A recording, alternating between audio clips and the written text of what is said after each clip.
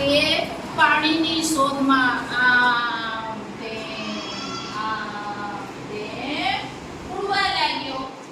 પછી ઉડતા ઉડતા ઉડતા એક આંગણામાં ઊંજો જોયો.